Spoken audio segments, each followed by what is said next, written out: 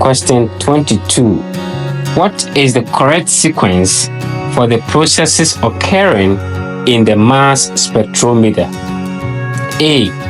Vaporization, ionization, acceleration, deflection. B. Ionization, vaporization, deflection, acceleration. C. Ionization, vaporization, acceleration, deflection. D. Vaporization, acceleration, ionization, deflection.